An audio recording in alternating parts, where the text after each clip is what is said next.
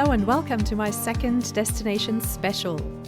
To be honest, I was hoping to have a lot more of these to share with you at this point, but I'm finding that I haven't had that much of a response with this project. They're very slowly trickling in. Or maybe once you've listened to this episode, you'll be encouraged to share your place. I would love to talk to you. Yeah, I wonder why I haven't had more response with it. And maybe it's because people are just generally reluctant to talk on a podcast, to be recorded, to have to listen to their own voice, that sort of thing. And if that's the case, please don't let that stop you. If there is a tiny bit inside of you that says, oh, I would love to talk about this place, or I would love to tell my story, then by all means do, and don't worry about it for a second. This is not about perfection. This is not about creating a perfect podcast. I know it takes some bravery to do this, and it's really not easy. And I'm including myself here. I find it excruciating to have to listen to myself and the mistakes I make, and the fact that I don't get the tech right, and there are popping noises and other noises, and I pronounce things wrongly or interrupt my conversation partner. And I mean, I could go on, and in fact I'm working on a special project talking about exactly this. The point of these episodes is not to create a perfect product, and especially with these destination specials, I'm not looking for a perfect travel guide where you need to know everything about a place and deliver this perfect guide. It's more about sharing a feeling and showing your connection to a place, and also maybe opening other people's eyes to something that they didn't even know existed. You know, I'm all about connection and feeling connected, and that's what I'm after. I feel that talking about a place can be a beautiful way of showing this, or even building connection. Maybe you've moved away from a place that you absolutely loved, and now you miss it and want to pay homage to it. Is it homage or homage or homage? Maybe you just want to feel that connection again. Or maybe you live in a place that you haven't really connected with. Talking about it and finding out more about it and digging deep actually might help you with the process of connection. I've certainly found that to be true in my case. So yes, don't be shy. I really, really, really want to create more of these destination specials. I think there is something very magical that happens when someone talks from a personal perspective. I mean, if I wanted to find out more about a place, I could just buy a guidebook after all, or go online and Google it. But what I'm looking for is the personal angle and all the stuff that you don't find on Google. Yeah, well, let's talk about today's episode. We are traveling to the Silver City, and yeah, you'll find out why it's called that. Catriona Turner, the author of Nest, a Memoir of Home on the Move, former guest on this podcast and recent repatriate to Scotland. Is it repatriate or repatriate? Repatriate. English is not an easy language, trust me. Catriona returned to Scotland after 14 years abroad and takes us around her hometown, the beautiful city of Aberdeen. Have you been? My knowledge of Scotland is very limited. I've only visited Edinburgh and the area around St Andrews, and the rest is a mix of what I've seen on Outlander and James Bond and Harry Potter. And so I really appreciated all the things I learned from Catriona. Also, if you're tempted to take notes during our conversation, and I promise you will be, because there are so many places, cafes, bars, etc. that sound really wonderful. Don't worry about taking notes, because I have put links to absolutely everything for you in the show notes. So let's meet Catriona and visit Aberdeen. Hello, Catriona. Welcome again to Transcontinental Overload and another destination special episode. Hello, I am so happy to be back. Thank you so much for asking me. It's exciting to get the chance to talk about Aberdeen. Yes, I can't wait. And before we jump in, Can you just introduce yourself just briefly? Because, people might remember you from this podcast, but the new listeners out here, be nice to hear. Yeah, I'm Catriona Turner, and I'm the author of Nest, a memoir of home on the move. And you and I met on Instagram, sharing stories and experiences of living abroad. And I've written about that a lot, but now I have returned to Aberdeen. So it's my host city, yes, but it's also the place that I've considered one of my homes, at least, for most of my adult life. And I returned last year. So I have this kind of interesting perspective, which is a mix of a place I know really well and also feeling like a newcomer at the same time. So how long were you away from Aberdeen? 14 years. 14. That's a long chunk of time, because obviously in that time, city changed a lot. Britain changed a lot, but most importantly, you changed a lot, because if you're an expat, you can't help changing a lot over the years. I think, that is definitely the biggest change that I'm aware of when I'm sort of thinking about how I live in the city. It's me that's more different than the place. There are changes, but and I can't wait to hear about the, how your perspective has changed on things. And maybe this sort of type of podcast episode about a place is interesting for you, because there might be things in there that we're talking about today that you might not have considered mentioning when before you became an expat. So that's interesting. And I have never been to Aberdeen, so I made it as far north as Edinburgh, but never been further north. And I will say kudos to Edinburgh. It's a great place. Honestly, I would say best city in the world, if I'm being really objective. Edinburgh? If I'm being truly objective, Edinburgh is incredible. Capital of Scotland, and such a cultural hub, and it's a gorgeous city.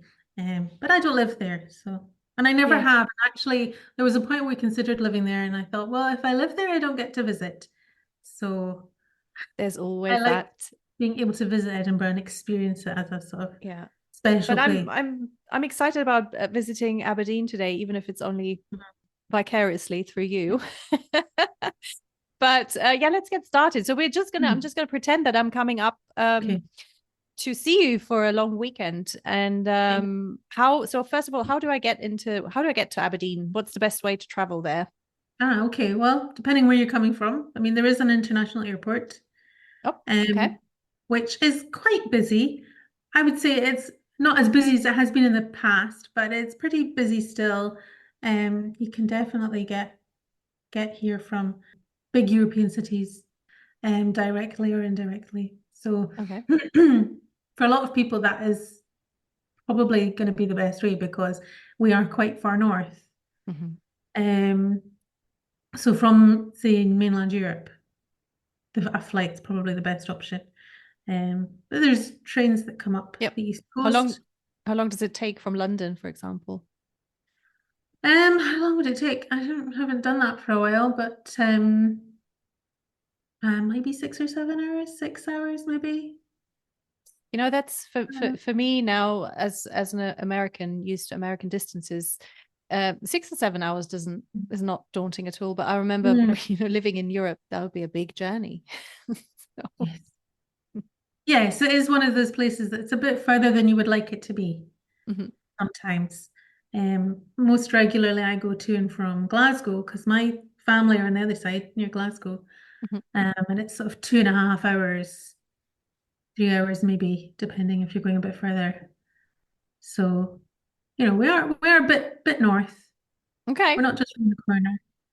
So what time of year would you say is good to visit? If there is one particular time of year. Definitely summer, because if you're lucky, you might get one. So, well, if you're thinking about weather, then summer, July, August, sometimes we get nice hot sunny days. We get quite sunny days, we get quite clear days, but it's one of the brighter parts of the UK, but not one of the hotter parts. Mhm.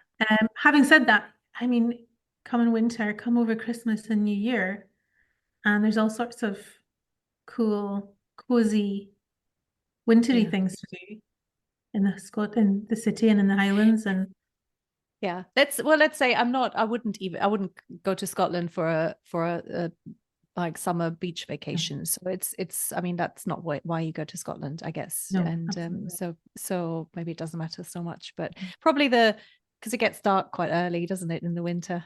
I mean, it's quite Yes, far and north, the daylight summer hours. evenings are one of the Yeah. loveliest things that I, really missed when I was living Hmm. further south. In the middle of summer, it barely gets dark. Yeah. You've got daylight almost till 11, 12 p.m. You can sit out in the garden, maybe with a blanket or a fire pit, but Hmm. you can sit out Yeah. and enjoy the light, the long, long days. Hmm. Um, What about and Northern Lights? Have you seen Northern Lights? I have not yet seen Northern Lights. Oh. And there's been a few times recently where I've got up the next morning Hmm. and people have been posting, although not very often because it has been quite cloudy. Yeah. But no, I've never yet seen Northern Lights. It is possible from here, um, more so further north. Yeah. How much further north can you actually get? I know there's Inverness as well. I mean, my Oh, much geography on. further. Yeah. Uh-huh. So, I mean, Inverness is another 2.5 Hmm. hours from here. And Hmm. then you've got probably at least another 2 hours drive to the northern tip of the Hmm. mainland, where you would get the ferry to Orkney Islands, the Northern Islands, and then Hmm. Shetland Sea.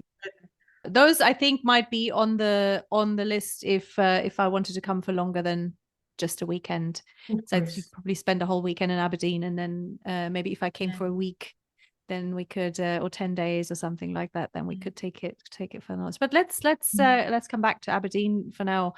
What have you planned for us? Say I get there on a Friday afternoon, and then what do we do? Where do we go? Oh, well, if we've got Friday night. Oh yes, we definitely have. I include that. That's definitely part of the weekend. Okay. Well, Friday night, I would just take you to one of the bars near here in the West End for a couple of drinks. So there's number 10, for example, and the Dutch Mill and sort of the West End where there's lots of after work Mhm. crowds, and then there's some nice places to eat, and we can have a couple of drinks and not too many because I'm going to get up early next morning. Because Sounds good. I wanted to pack that weekend. Um, but yeah, nice chilled West End, few drinks, Okay, some nibbles. And since perfect. if it's going to be summer, and I stroll around uh, the West End streets to see the silver granite buildings in all their glory. So Aberdeen is often called the Granite City Hmm. because most of it in the sort of late 19th, 20th century was built of granite, quarried from a quarry just up the road from me here. So people call it the Granite City, and a lot of people then complain that it's very grey. But actually, when the sun shines, it sparkles. The granite sparkles. It's full of mica and it sparkles.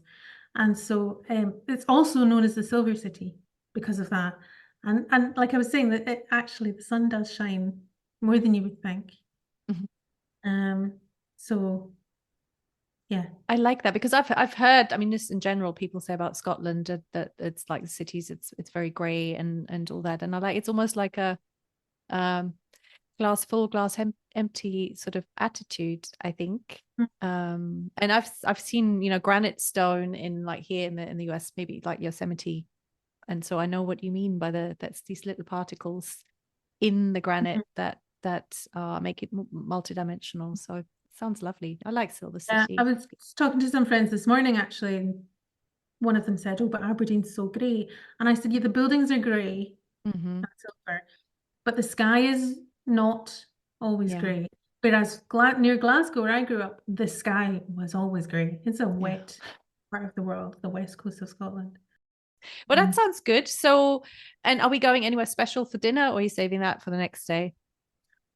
I've got my restaurant picks set aside for the next day, so I think we could go for a Excellent. nice platter along with our glass Just of wine. nibbles and Yeah, and just enjoy the lively. It sounds like it's quite a lively atmosphere. yeah, yeah. Yeah. So Saturday, get you up early because I started making notes about what we have to do, and I Okay. realized there's a You lot have of to fit it all in. Yeah. but we might stop for breakfast. Okay. My Yeah, favorite, that sounds good. yeah. My favorite spot is the Corner Tree Cafe, where they do Greek waffles and pancakes with some traditional Scottish toppings. And that's just round the corner. So on our way into town, we would pick up some of that and walk into town. And my favorite route into town is along a street called Albert Lane, which is it's Albert Terrace, actually, sorry, which is just the most gorgeous 19th century terrace that's been so preserved. It's a terrace of cottages, Hmm. beautiful street lamps, cobbled street. Hmm. So we walk that way into town to make our way into the city centre. You'll definitely stop and take pictures. Yeah, that's good. And I do love exploring a city by foot. Experiencing the everything more at that level is different than just getting really quickly from one Yeah, point and to I the mean other. Aberdeen is a small city. It's not there's no big mass transit system. There are buses, which are reasonably reliable. Well, they are reliable. Um, but for really exploring, you don't need to get the bus. You can go on foot for most of the day. Yeah, it's pretty small. So we'd walk through Rosemount, where there's lots of little boutiques and sort of independent cafes and businesses, but we'd head towards the city centre. We'd check out Union Terrace Gardens, which is a big area of like a big civic park in the centre of the city, which has recently been renovated and kind of replanned, and it's looking really gorgeous. And it has a nice play park. There's a cafe in a lovely pavilion at the top called Common Sense, which is a great place to stop. It's got a terrace outside if the weather's nice, and you're sitting opposite three stunning, iconic kind of buildings in Aberdeen. The Central Library, these are all big Victorian buildings, Central Library, St. Mark's Church, and His Majesty's Theatre. And there's a historic reference that used to be made to these three buildings: education, salvation, and damnation. So that's really tapping into like hard-nosed Protestant, Scottish history, where the theatre represents Yeah. damnation. Like, go and fritter your time away with frivolous entertainment theatre. But it's a sort of quite iconic and impactful buildings. I love telling that story. And the theatre particularly is gorgeous. It's a really iconic sort of 19th century theatre inside. People are always surprised to see what a beautiful theatre we have. The Aberdeen Performing Arts is doing a really good job of attracting lots of big shows and big tours to Aberdeen. So all the big West End tours, is that an oxymoron? Anyway, the tours of the big West End shows all come, and Yeah. as well as local productions. So that's Sounds the like kind of there's lots going on. Yeah. cultural hub of the city in a way. Hmm. And now with this lovely outdoor space as well. And then we'd go to Aberdeen Art Gallery. That's where I would take you first. I would absolutely love that. I am a bit of an art lover anyway, so I have to go to at least one in every city. It's a beautiful art gallery, and it's something that people wouldn't necessarily think that Aberdeen would have such a great collection, because it is a small city. The first time I visited Aberdeen was when I was very young and doing a recce for university, so it wasn't even like an open day or anything. I think I just came to visit the city when I was about 16 or 17, because I had this idea that that was where I wanted to go for university. And I remember going to that art gallery for the first time and being so happy that they had this beautiful art gallery. And it's since been, in the last few years, it's been beautifully renovated and extended as well. So It has an extensive collection that's obviously Scottish art as well as Impressionist art as well.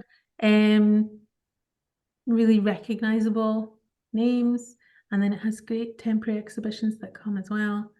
So we recently had a Louise Bourgeois exhibition. So for those who don't know who that is, that's what most people associate with the big spider outside the Tate Okay. in London, Yeah. the Tate Modern. So there was a great exhibition of her work that just came to Aberdeen, and we got to Lovely. enjoy that. Um, And do you go there just sometimes to just do you have a favorite piece of art in there that you like to just go and see? I'm trying to think. Yeah, I mean, there's a few that I would go in and enjoy. I mean, it's free as well, so you can go in anytime and just hang out. You know, I love that. That's one thing about Great Britain. They do that really, really well. You can make donations, but you can just go and Mhm. browse and you don't. I hate that about New York. This is like on my doorstep now, but it's to go to the Museum of Modern Art is like $25 and more. And that stings when you know have travel expenses as well, and even like there's some smaller galleries that are even more expensive than that and smaller, so it's like, to me, that's always so disappointing. Yeah, no, it is a shame, especially for Because residents. everyone should Yeah. go and see the art and be able to really just enjoy it, and I think it just discourages people from going. Yeah, I think that's a strong value we have. I guess in the UK, particularly in Scotland, I think that art is for everyone, Yeah, that it's not an elite thing. how it should be. Yeah. Yeah. Okay, so we've done a big walk and we're in the cultural hub, we've seen art, and what do we do next? It might be lunchtime, early Probably lunch. worked up an appetite. Yeah. So the art gallery faces down Belmont Street, which is a lot of people's favorite part of the city centre. It's a historic kind of area with cobbled streets, lots of local independent businesses, and my favorite one there is Books and Beans. And I don't just have wonder to why. I don't just have to say that because they stock my book, which they do. It's actually a secondhand bookshop, but also supports local authors and is a great Love cafe. it. And it's been there for a long time as a completely independent business. And through a lot of, challenges that city centres are facing, particularly Aberdeen and independent businesses, it is going strong. So I love that. I love supporting places like that. They're so special and we need to do everything to preserve them. So I love that. Very happy to spend some money on something special there. What would you recommend? What should we get? So you can choose your sandwich, for example, according to your favorite author. They've got different names.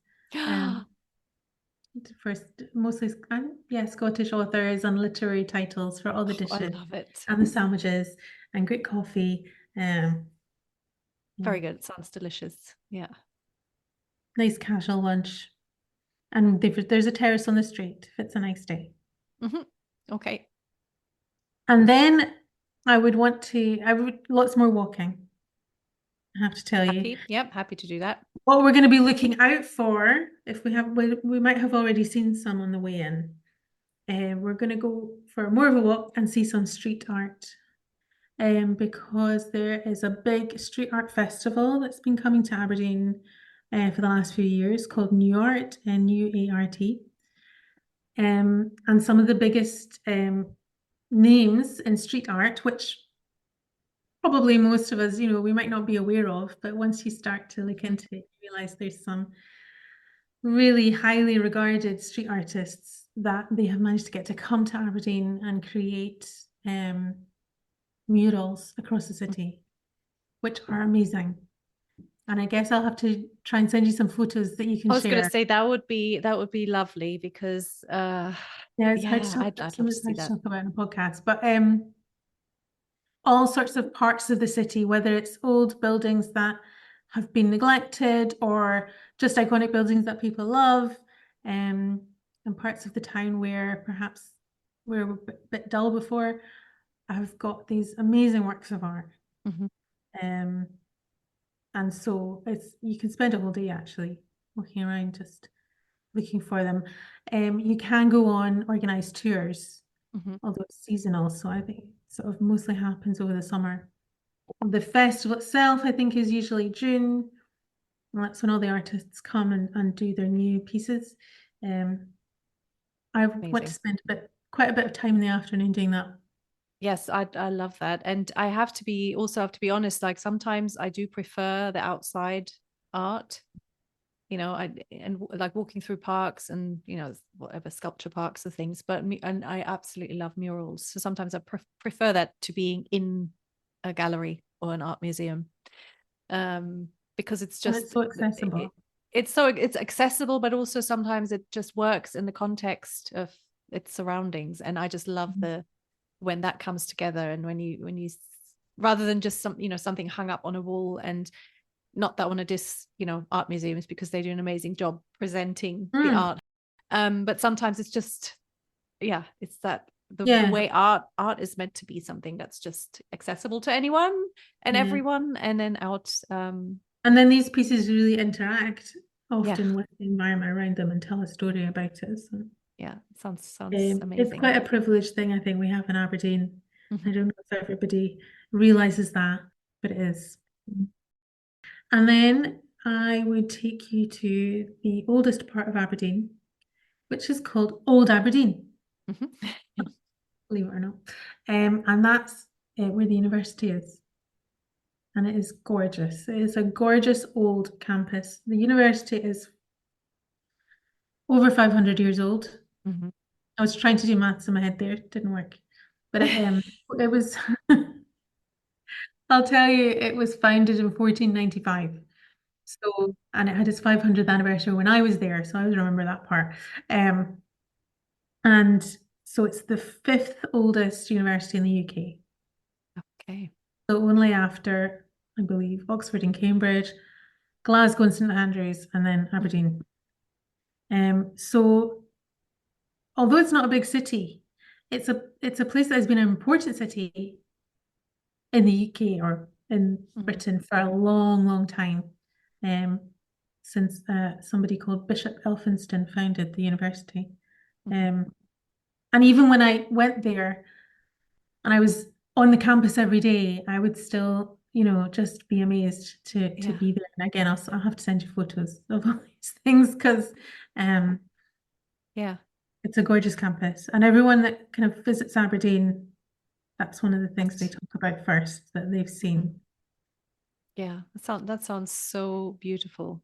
And I think I know like Americans are always blown away by the age of buildings, and I feel like sometimes as a European you can get quite blasé about those sort of things, where when you travel and you're used to having old buildings everywhere, and so it's always nice to have that wow effect yourself, and I guess that's something that you can when you've lived somewhere else and then you come back, it strikes you again. I find that now when I go to Munich, for example, where when I was younger I didn't even register. It's like, yeah, that's a beautiful building, but okay. And now when I go, sometimes I get this, it's so special. So special. Yeah, and now I'm back living here, I'm reminding myself as we speak, I have to go and visit again. Because you get into this thing of, oh, it's there, I can go anytime. Yeah. And so anytime is not now. Anytime is always another time. Well, I'm glad you're going with me, so that's good. Yeah, absolutely. It's where I got married as well, so I'd be showing off where we got married. In the baronial Elphinstone Hall. Oh, is that where you met your husband as well? At the university? No, we met later on. He went to university in Glasgow. It was just me. It was just me that got I don't know if it's I don't think you have to have been a student there to get married there. Yeah, but it feels in a way it feels like it's more valid to choose it as a Yeah, spot. yeah, Yeah, I like that. yeah. And from there, I'd walk up with you to past the old St. Micah Cathedral Hmm. to Seaton Park, which is in behind between the university and the River Don. So Aberdeen is actually between two rivers. Got the River Don to the north and the River Dee to the south. Um, so the university is to the north of the city with Seaton Park and behind it down, leading down to the Don River. And there's a beautiful walk you can do across the Brigg o' Balgownie, which is another really old little part of the city. It's almost like a tiny village, but it's right on the edge of the city. Old cobbled bridge, cross there, do a lovely walk around a big loop of the river to the mouth of the Don. But Seaton Park is a beautiful, colourful park that it's one of those places that a lot of people just forget it's there. Because there are other parks with like bigger play areas. Hmm. There's loads of lovely parks in Aberdeen, but Seaton Park is a really nice one for really connecting to the river and to nature. Yeah, I love that. Yeah. I mean, I love most cities are on rivers, really, aren't they? I'm just thinking, at least in Europe. Um, Yes. but Well, that's nice too. yeah. Cities always have some kind of, they're on the coast or on the river, but Aberdeen Mhm. has the coast and two rivers. But we'll get to the coast tomorrow, I Yeah, think. Because yeah, I think we've done a lot now. yeah. So we might have to hop on the number 20, which is the university bus that I used to Okay. take every day, back into the city centre to go for dinner. Yeah, I'm starving by this point, I'm sure. Yeah, I think I've kept you pretty busy. Uh, the place I would pick for dinner today, anyway, is called Travancore. Mhm. I'm not even sure if that's how you pronounce it. Travancore. I've only recently found this Indian restaurant, which is it's award-winning. It's incredible. So good. Amazing. Yeah, and I mean, it doesn't surprise me to go for Indian food in Britain. So I love feel that. like you're in the UK. Yeah. You need to go for some good Indian food, and Mhm. this is absolutely my favorite. Um, as of this Oh, I'm time definitely up for anyway. that. Yeah. I think it's South Indian. And then if we're still up for it, we could go for head for an area called Golden Square, Hmm. which is near the city centre, in behind the music hall, where there are some of my favorite bars, including Under the Hammer, which is somewhere my husband and I went on our first date. Um, and yeah, just sit and have a few pints of Scottish lager.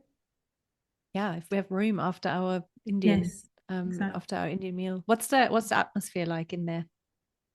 It's really cozy because it's underneath. It's called Under the Hammer because it's Hmm. underneath an auction room Oh, downstairs perfect. and in a Hmm. basement. And it's another place that I've been going for a long time. It's another place that I'm always happy to see. It's still there. It's still going strong. Um, so and it's near the theatre, so it gets quite buzzing whenever the theatre Yes. comes out. Yeah. Everyone's coming and clutching the theatre programs. Um, so that's a really nice place to sort of see out the evening. Hmm. And don't ask me about clubs because I Yeah, I've but also a long time. I don't think we have the energy for those, regardless of our age, but also because we've been walking around all day long. And yeah. Yeah, save some energy for tomorrow. Okay. Oh, so because we haven't even been to the beach yet, it's a city beach. You've got a city with a beach, and it's a really long, wide beach. It's not a sunbathing beach. Hmm. Let's be honest. It's the North Sea, but it is a big, dramatic beach with a wide promenade that you can walk along and look out to the North Sea, watch supply boats coming and going, watch the Shetland ferry coming and going. So I would head there on Sunday Hmm. morning, with a lot of Aberdonians uh, Okay. to walk up and down.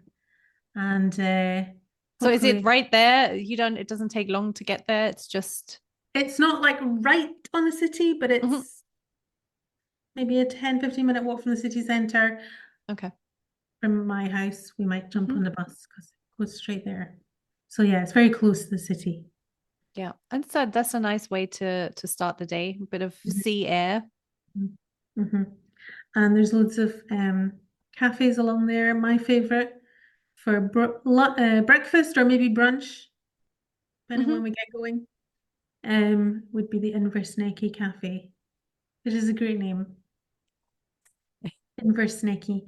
I've been there a long time, and it's like there's lots of like really cool new hip modern places, but it's an old school cafe. So I like it. I would go there for my full Scottish. Yeah. Lovely. So explain what's a full Scottish. Well, if you'll be familiar with the full English. I have, yeah. Of It's course. cooked breakfast It, Mhm. with bacon, sausage, eggs, mushroom, tomato, depending on your preferences. But in Scotland, you would maybe have a tatty scone, a potato scone instead of Mhm. toast. Mhm. You might have some black pudding. You might have some haggis even Mhm. with your breakfast, with your full Scottish breakfast. So Um, what describe that because I've never had it because it's not something that appeals to me, but if someone was curious, what's in haggis? Haggis. Okay. So, um, I'm laughing. I'm remembering the time I was doing a presentation on Scotland in my French class Mhm. in Poland. So I had to translate it. Oh my God. The Yeah. description of haggis. So every time somebody asks me now, I remember that. I remember what it is in French. But it's traditionally it's the offal, OFFAL, parts of sheep of meat Mhm. that are minced up with spices, with oats, and cooked in a sheep's stomach, the lining of a sheep's stomach. When you go to the butcher nowadays, sometimes you will get that really fully Mhm. traditional. Sometimes it's just wrapped in something synthetic. You can also buy haggis in a can or Yeah. um yeah, that describing it in that way is doing it a disservice though, because it's delicious. It doesn't sound it when you describe it, but it is delicious. It's sort of meaty and spicy, and I love it. I do Yeah. love it. That it sounds amazing. I mean, so much of British food, I think, Mhm. sounds awful or looks awful even. But then, yeah, when once you've developed a taste for it, yeah, Mhm. I like things that are just not as accessible, where Mhm. you're like, you have to, yeah. Well, okay, And I might try some because you just try. because I'm there, so I feel like I should.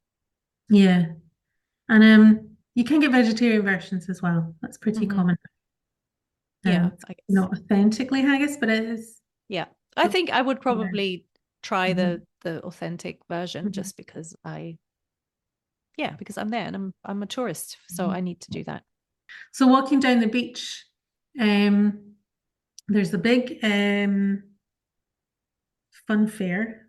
No, it's not that big, but there's a place called Cadona's, which is my kids' favorite part of the beach in Mhm. Aberdeen. I generally give it a body swerve. There are a few fun rides, but in the holidays, sometimes I have to grit my teeth and spend a day there, Mhm. um, half a day, while they play some arcade games and there's mini golf. That's fun. I like that part. But otherwise, I would keep walking. Um, Recently, there's a stretch of the beach where we have a load of food trucks now, Mhm. with really nice street food options, mostly local businesses that are sort of doing different things, sweet and savory. So that's fun. I haven't tried them all yet. And we would keep walking down the beach towards Mhm. the Dee, um, and stop for an exploration of a place called Fitty. Okay. It's spelled Foot, Dee. So it looks like Foot D, Uh-huh. Fitty, Pretty. Okay. which is an old fishing village, Hmm. which has now become a really community focused, well, community. There's no cars in Fitty. It's just this little area just around the corner from the harbour, um, with no roads and lots of very community focused activity going on, and just lovely little fishing cottages. Well, that So sounds fun. wander around there, it's really Mhm. nice. I've recently learned that there's quite a lot of um, businesses going on there that are creating sort of very social enterprise type activities, including, I'm not sure if it's based out of Fitty, but next to Fitty maybe, there's um there's a sauna by the beach because the wild swimming is so popular now. There's always Oh, yeah. there's always groups on the weekends going for Yeah. their morning dip. And then there's a sauna right there as well Fabulous. for Yeah. them. So the sauna looks lovely. If you have to go into the North Sea to enjoy the sauna, I might not. But I was going to say that would maybe be the only thing that would persuade me to go in the North Sea. I know that the sauna's right there. Yeah, there's some friends who are doing that. So when they talk about it, it sounds tempting, but we'll see. The reality of it is probably not.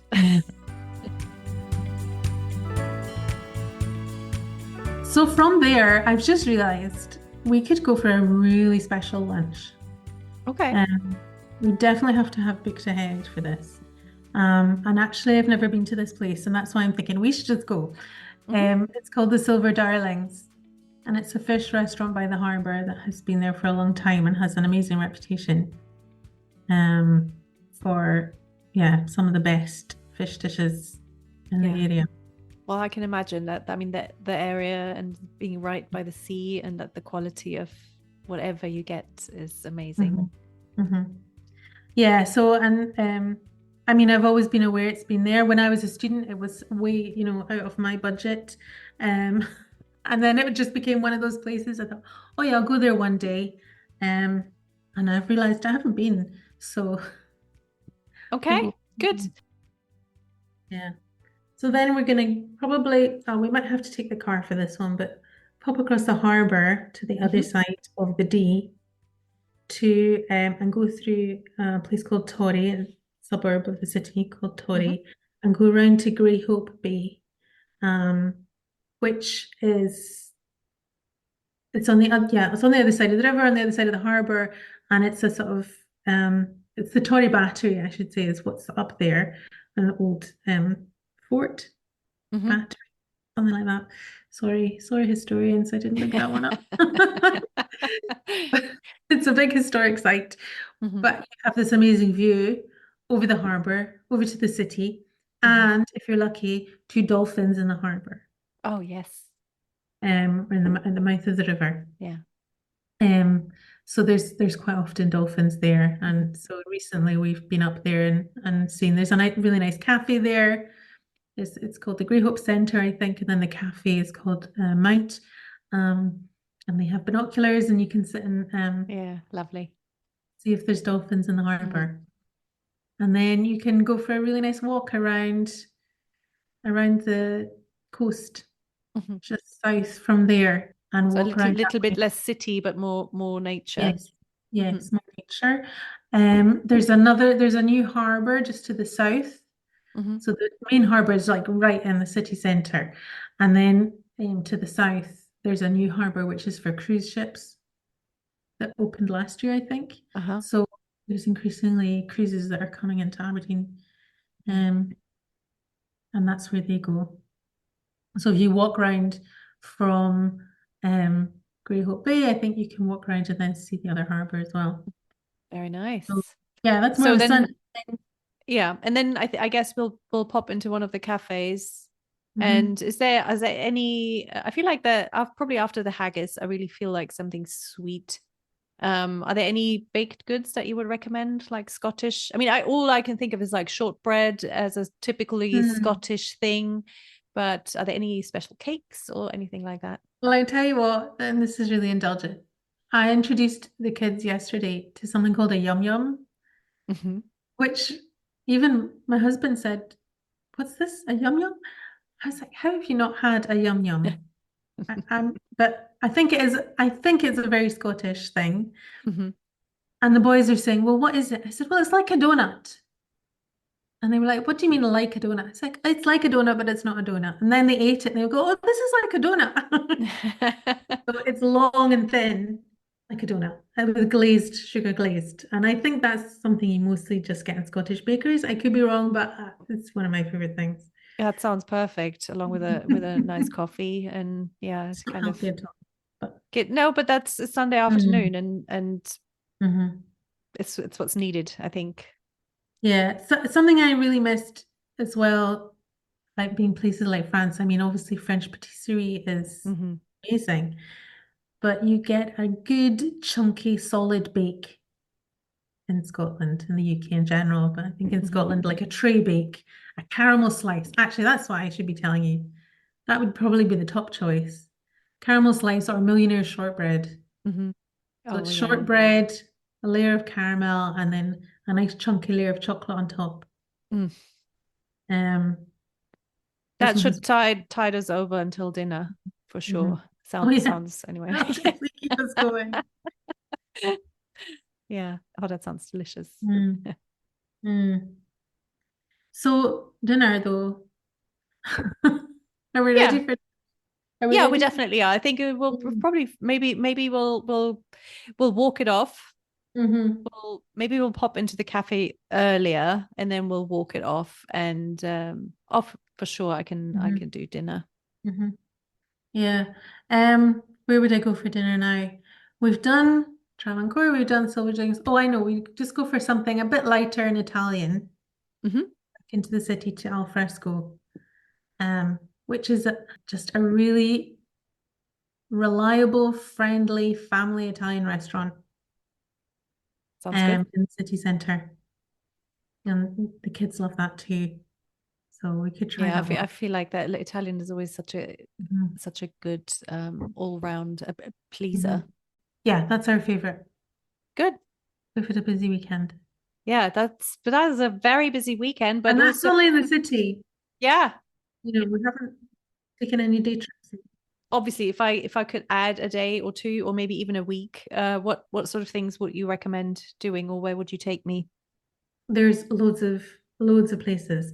And probably most people when they're coming to Aberdeen as a visitor or a tourist, they're really these are the things they're doing first.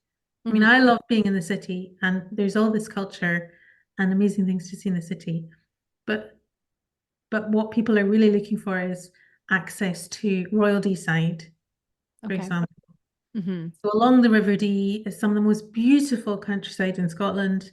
You're going through market towns like Banchory, Ballater, Braemar, past Balmoral. So, oh yeah, of course, that's up there. you might wave to the king as you pass. I almost said Queen. It still feels like it should be, but I know I do the same thing. It's just oh yeah. So that's a beautiful day out. Depending on if you can stop at Banchory, which is about half an hour out to the city, and then look at the Falls of Foch. Depending on the time of year, you can see salmon leaping. Oh, beautiful. You can go further out to Braemar, which is at the edge of the Cairngorms. And earlier in the year, we had an amazing day out where we went out to Braemar. The Fife Arms is a real destination hotel that people talk about all the time now. And it's this gorgeous country house hotel in the town of Braemar. You can have an amazing traditional roast lunch there, go for a walk from the town. You can go for a serious hike in the Cairngorms, or you can just go for a more low-level walk around, with views of the mountains. That's probably the classic day out. To the south, there's Stonehaven, which is another market town on the coast with a gorgeous harbour, really sort of traditional fishing harbour, and great cafes and places to eat. And there's the ruin overlooking Stonehaven. There's the ruin of Dunnottar Castle, which is another really popular destination. It is where Mel Gibson filmed Hamlet, Oh. or partly where he filmed it. Then you can go north. You can see Slains Castle, which was the inspiration for Dracula. You can go to Haddo House, which is a lovely old country house. Loads of National Trust properties, loads of castles. Yeah. Crathis Castle, Fyvie Castle. God, You can just do a whole castle trail. You can go into the tourist office and say, I want the castle trail, and they'll give you the castle trail. You can go the whiskey trail, and go to lots of distilleries and taste whiskey. Definitely sounds like I need to visit. It's on my list. It's been on my list of places to visit, and like maybe I need to set some time aside when we come to the UK in the summer to just nip up to Scotland. Please do. Let me know when you're coming. I would absolutely love to do that. Yes, for sure. Well, that sounds like yeah, I definitely need to come and probably fill like a whole week happily traveling through the countryside. And and all of that's we're not in the Highlands, you know. So if you really wanted to get into the Highlands, that would be another And is Aberdeen a good launching point for that if you wanted to explore the Highlands? Or Aberdeen is a good launching point for the Cairngorms, the edge of the Cairngorms. The real Highlands you go from Inverness, it's further north. So, you know, people think, I think a lot of people would imagine you're north of the Central Belt. We call it the Central Belt because it does look cinched in at the bottom. So Glasgow on one side, Edinburgh on the other. Yeah. And then we're 2-3 hours north of that. So people would think, oh, well, that's the north of Scotland. But it's really just one little corner. Yeah. And the vast majority of, you know, the Scottish Highlands and landscape is really far away from here. Yeah. Oh, wow.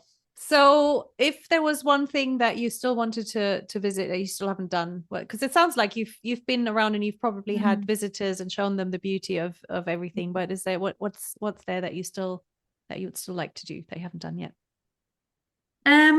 What have I never done apart from the Silver Darlings? So I want to go to the Silver Darlings restaurant. That is a real institution.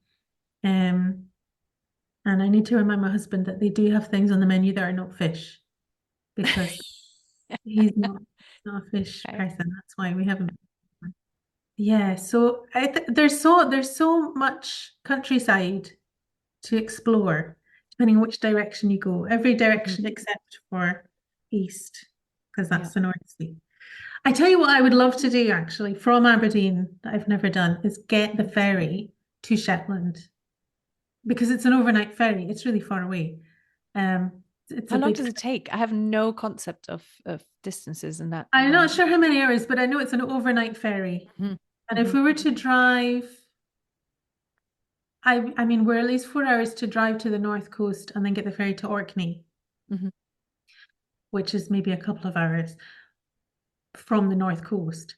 So, and then Shetland is significantly further than that. So it's not just, oh, I'm in the north of Scotland, I'll pop over to Shetland. Yeah, it's and kind of, it's like, because I think it would feel very Scandinavian. You know, there's a lot of, it's almost closer to Norway when you're up there. So the influences, I mean, we feel some Nordic influence in other parts of Scotland, but I think up there it would be fascinating to see the cultures coming together. Yeah. Oh, well. So that's on my bucket list. Perfect. But that's also nice because it's nice to keep something, and it's nice to keep exploring. And you haven't really been back in Aberdeen for that long, so it's just a year. Yeah. And it's been busy. So what's the sort of thing that you feel like people, we've talked about all these amazing spots, but what do you feel is always hyped up, or where people want to go, where you would say don't bother, it's not that you know, if you maybe limited in time and Is there anything that you wouldn't recommend? I mean, Cadonas at the beach. I know lots of people enjoy it, but I don't. The thing is, I don't think there's all that much in Aberdeen that gets a lot of hype Mhm. because it's not a place that's visited Maybe the wrong way to ask that this question. much. Maybe. Yeah, yeah. Yeah.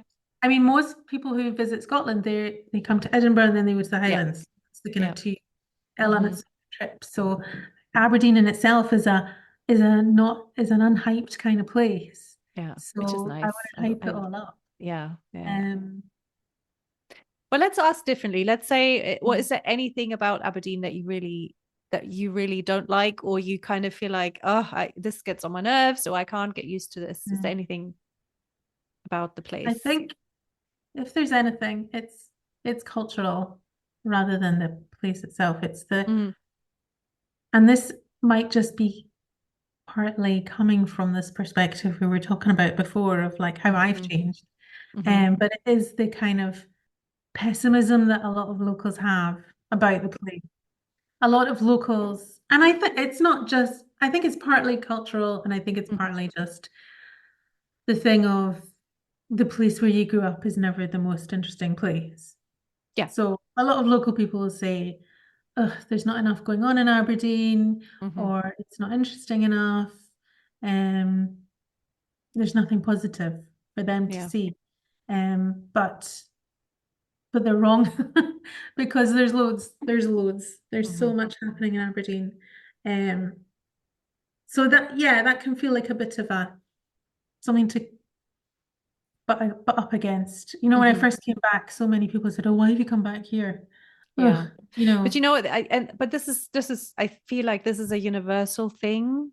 Mm, It's like whenever you move somewhere, you always get someone who says, why are you moving here? You know, or when you say that you've moved from this place and they're like, why did you leave? And why did you come here? This is as mm, if they knew. And there's always this kind of judgment in there. And I feel like that's a universal thing. And I got really, really sick and tired of this because I've got it like wherever we've moved, there'd be people kind of dissing it. mm, And it's so sad.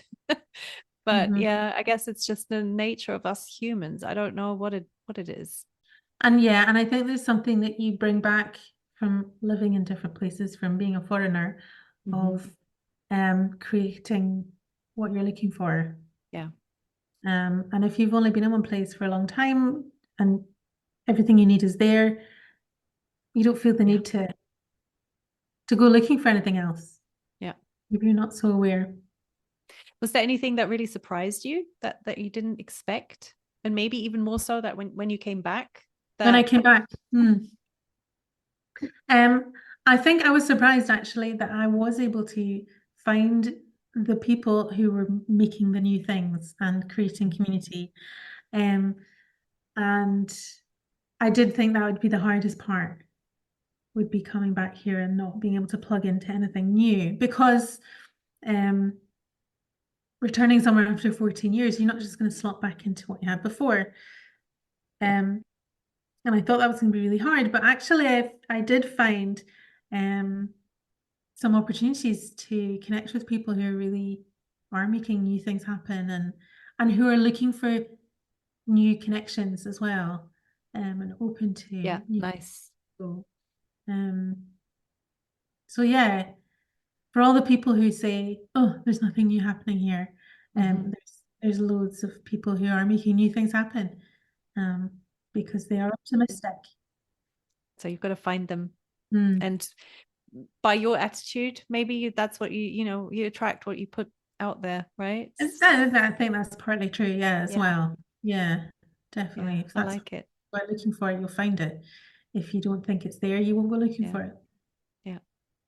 Mm. So, final question. If you had to pick one thing, what is your absolute favorite thing about Aberdeen?